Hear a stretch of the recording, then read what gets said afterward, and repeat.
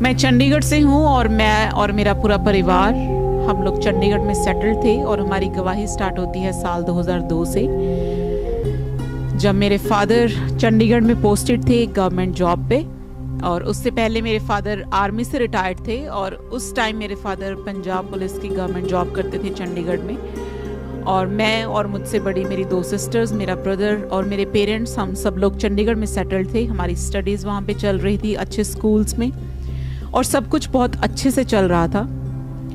और हमारा जो चाइल्डहुड था वो बहुत ही रॉयल चाइल्डहुड था। हमने कभी किसी परेशानी को नहीं देखा था और जैसी एक लाइफ होनी चाहिए हमारी लाइफ वैसी चल रही थी। लेकिन साल 2002 में कुछ ऐसा हुआ जिस वजह से मेरे फादर ने अपनी जॉब को खो दिया। उन्हें उनकी जॉब से सस्पेंड कर दिया गया और उस वजह से उनकी जो इनकम थी वो क्लोज़ हो गई और हमारा सिंगल जो सोर्स ऑफ इनकम था वो मेरे फादर की अर्निंग थी और वो उस टाइम क्लोज़ हो गई।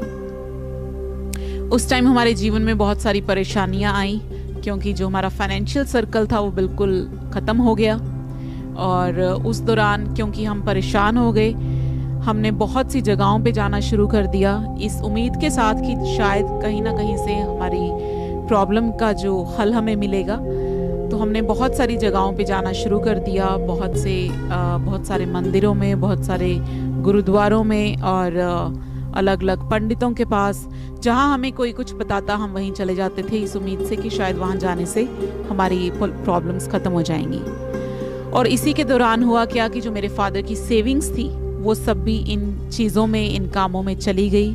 क्योंकि हम जहाँ भी जाते थे वहाँ पे हमें अलग अलग चीज़ें बताई जाती थी। कहीं बहुत ज़्यादा चढ़ाने को कहा जाता था, कई जगह से हमें बहुत सारे उपाय करने को कहा जाता था।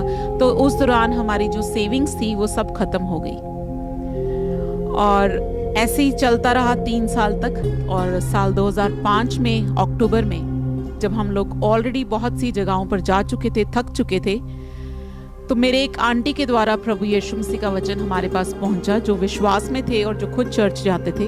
उन्होंने आकर मेरे पेरेंट्स को बोला कि आप मेरे साथ एक बार चर्च क्यों नहीं चलते और वहाँ पे आपके लिए दुआ की जाएगी और मेरा विश्वास है कि आपकी जो प्रॉब्लम है वो प्रभु यीशु मसीह ज़रूर दूर करेंगे। तो क्योंकि हम लोग सिख फैमिली से बिलोंग करते थे, हम लोग जैसे सब होते हैं, हम भी अपने रिलीजन को लेकर बहुत ज़्यादा स्ट्रिक्ट थे। लेकिन इन 3 सालों में हम ऐसी बहुत सी जगहों पर जा चुके थे जहाँ पे शायद हम नहीं जाना चाहते थे। तो हमें लगा कि एक और नई जगह, और मेरे पेरेंट्स ने, मेरे मदर ने उन्हें साफ ना कर दिया क्योंकि हमें ऐसा लगता था कि कहीं और जाना आसान है लेकिन चर्च जाना एक बिल्कुल अलग बात है। हमारे लिए वो एक अलग धर्म था। तो मेरे फादर ने, मेरे मदर ने उन्हें साफ मना कर दिया। लेकिन क्योंकि हम ऑलरेडी इतना कुछ कर चुके थे तो मेरे आंटी ने उन्हें उत्साहित किया कि जब आप इतनी जगहों पर जा चुके हैं और इतना कुछ ट्राई कर चुके हैं तो आप एक बार चर्च भी ट्राई कीजिए, एक बार मेरे साथ चलिए और दुआ में शामिल होइए। और अगर आपको अच्छा लगे तो ठीक है, अगर आपको अच्छा ना लगे तो आप मत जाइएगा। उनके कहने से मेरे मम्मी पापा उनके साथ फर्स्ट टाइम चर्च गए और वो वेडनेसडे का दिन था, 5 अक्टूबर 2005।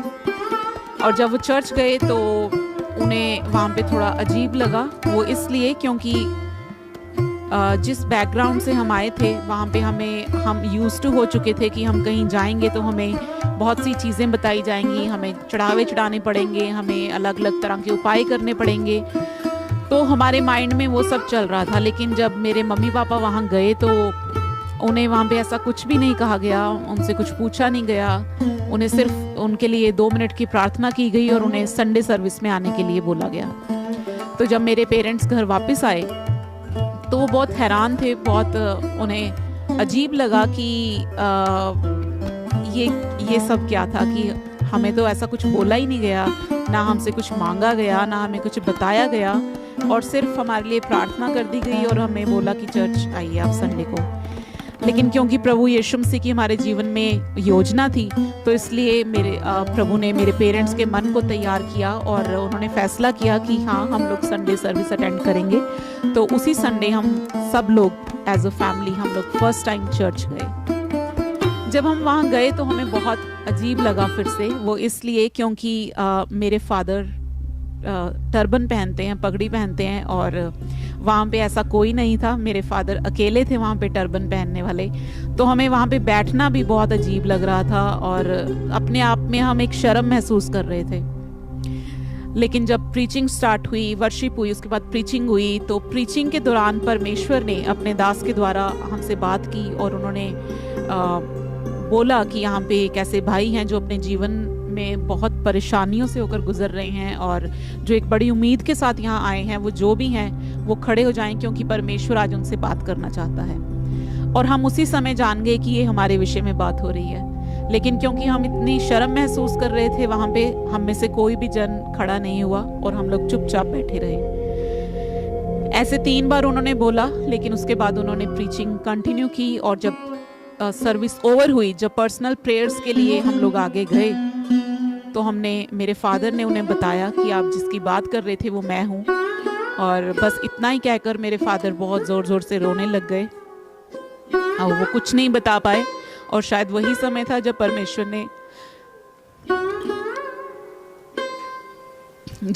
ने हमारे दिलों को बदला। और जो पास्टर थे, जो प्रभु के दास थे, उन्होंने हमें वचन के द्वारा बहुत सी तसल्ली दी, बहुत सा हौसला दिया और हमारे लिए प्रार्थना की और हमें बोला कि आप कंटिन्यू चर्च आते रहें। तो हम लोग नेक्स्ट संडे भी चर्च गए। ऐसे करते करते जब हमें 2 से 3 संडे हो गए, तो हमारा विश्वास बनना शुरू हो गया, हमारा विश्वास मजबूत होना शुरू हो गया और हमें धीरे धीरे पता लग गया कि सच्चा खुदा जो है वो प्रभु यीशु मसीह ही है। और सबसे पहले वहाँ जाने से हमारे मन बदले, हमारे दिल बदले, क्योंकि उस समय तक जिन परेशानियों से होकर हम गुजर रहे थे, हमारे मनों में कहीं ना कहीं ये रहता था कि जब सब कुछ ठीक होगा तो शायद हमारे मनों में बदले की भावना रहती थी। हमारे मनों में दूसरों के प्रति बहुत सा गुस्सा रहता था, जिनकी वजह से हमारे जीवन में ये सब कुछ हुआ था। तो जब हम प्रभु यीशु मसीह में बड़े, हम चर्च गए, तो सबसे पहले परमेश्वर ने हमारे दिलों को, हमारे मनों को बदला। और जैसा बाइबल में लिखा है कि हमें अपने दुश्मनों के लिए भी प्रार्थना करनी है, तो हमने उन लोगों के लिए प्रार्थनाएं करनी शुरू की। और धीरे धीरे ऐसे हमारा जो विश्वास था परमेश्वर में और भी मजबूत होता गया। लेकिन फिर से एक टर्निंग पॉइंट आया जब हमें जस्ट 1 मंथ हुआ था जाते हुए। तो मेरे पेरेंट्स पे एक और केस पड़ गया, जिस वजह से मेरे मम्मी और मेरे पापा दोनों को अर्ली मॉर्निंग हमारे घर से अरेस्ट कर लिया गया। उन्हें जेल जाना पड़ा। और वो कुछ ऐसा था जिसके बारे में हमें कोई नॉलेज नहीं थी, हमें कोई आइडिया नहीं था, हमें कुछ नहीं पता था कि ऐसा भी कुछ हो सकता है। और उस टाइम मेरी दोनों सिस्टर्स, मेरा ब्रदर, हम सब लोग स्टडी कर रहे थे। तो हमारे लिए बहुत मुश्किल था उन चीज़ों को फेस करना, क्योंकि प्रभु यीशु मसीह में आने के कारण हमारे सब रिश्तेदार जो थे हमसे रूठ चुके थे, हमसे बदल चुके थे। मेरे मामा जी जो हमारी बहुत हेल्प करते थे जब से ये सब कुछ शुरू हुआ था, लेकिन जब उन्हें पता चला कि हमने प्रभु यीशु मसीह को अपना जीवन दिया है, तो उन्होंने भी हमें फ़ोन करके बोला कि आप मेरे से कोई उम्मीद ना रखें। उन्होंने हमसे बोलना बंद कर दिया, हमसे मिलना बंद कर दिया। और तो उस टाइम पे जब ये सब कुछ हुआ, जब मेरे पेरेंट्स जेल चले गए, तो हम चारों बहन भाई हम बिल्कुल अकेले पड़ गए और हमें समझ नहीं आता था हम क्या करें। हम सिर्फ अपने पास्टर से बात करते थे और उन्हें अपनी परेशानी बताते थे, और वो टाइम टू टाइम हमारे लिए दुआएं करते थे और हमें हर रोज़ परमेश्वर के वचन के द्वारा तसल्ली और हौसला देते थे। तो वो एक ऐसा समय था कि जब हमें जस्ट 1 मंथ हुआ था प्रभु में आए हुए, और शायद हम बैकस्लाइड हो सकते थे, हमारा विश्वास टूट सकता था। लेकिन क्योंकि परमेश्वर का अनुग्रह हम पे था, परमेश्वर की योजना थी, तो परमेश्वर ने हमारे विश्वास को और भी ज़्यादा मजबूत और भी ज़्यादा दृढ़ किया। और जेल में भी मेरे मम्मी पापा दुआ करते रहे, बाइबल पढ़ते रहे, और बल्कि और लोगों को परमेश्वर का वचन सुनाने, उन्होंने वहाँ पे और लोगों को भी परमेश्वर के वचन के बारे में बताया। और सही समय आने पर तकरीबन 2-3 महीने के बाद मेरे पेरेंट्स घर आए, और उस टाइम तक, इन 2-3 महीनों में ही हमारा विश्वास परमेश्वर ने बहुत मजबूत किया। और हुआ क्या कि धीरे धीरे हम वचन में, जैसे जैसे हम वचन में बढ़ते थे, हमारी परेशानियां और ज़्यादा हम पे हावी होती थी। जहां हम सिर्फ एक केस की वजह से परेशान थे कि मेरे फादर की जॉब चली गई है, वहाँ पे हमारे ऊपर, मेरे पेरेंट्स के ऊपर तकरीबन 7 और केसेस पड़ चुके थे। तो वो एक बहुत बड़ी रीज़न थी कि अगर परमेश्वर का अनुग्रह हम पे ना होता तो शायद हम बैकस्लाइड हो जाते और हम लोग फिर से हम अंधकार में चले जाते, लेकिन परमेश्वर ने हमें मजबूती दी, हमें ताकत दी, हमें अपने वचन की सामर्थ्य दी और हमें अपने में चलने की सामर्थ्य परमेश्वर देते रहे। और उस दिन के बाद जैसे जैसे हम प्रभु में बढ़े, हमने अपने रिश्तेदारों के लिए, अपने फ्रेंड्स के लिए दुआएं करनी शुरू की। जो लोग हमसे मिलना पसंद नहीं करते थे, जो हमें देखना पसंद नहीं करते थे, हमने उन सब के लिए प्रार्थना हम करते रहे। और सही समय आने पर परमेश्वर ने उनके भी मनों को, उनके दिलों को बदला। और आज हमारे बहुत से रिलेटिव्स भी आज प्रभु यीशु मसीह में हैं। खास तौर से मेरे मामा जी जो हमारे बहुत अगेंस्ट हो गए थे, प्रभु ने उनको बदला और उनके जीवन में भी एक बड़ी गवाही को तैयार किया, और जिसके द्वारा वो भी प्रभु यीशु मसीह में आए।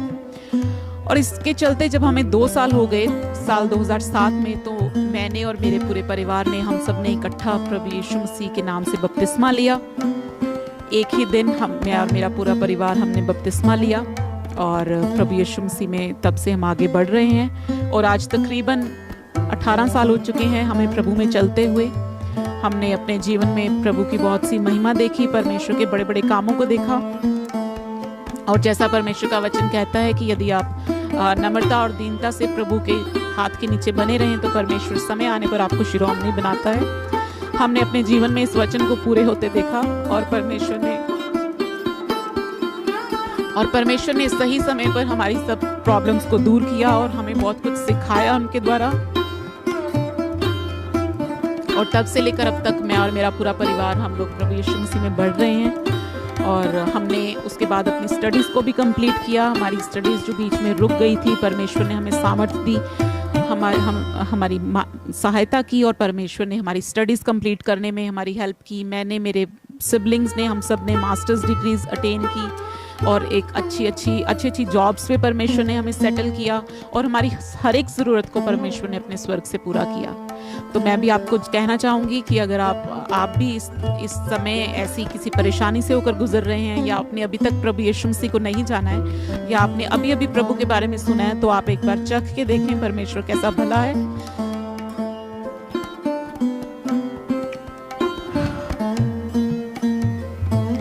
क्योंकि यदि आप परमेश्वर के पीछे चलते हैं तो परमेश्वर कभी भी आपको शर्मिंदा नहीं होने देते। परमेश्वर आपके जीवन में बड़े बड़े काम करने की सामर्थ्य रखते हैं। जय मसीह की हालेलुया।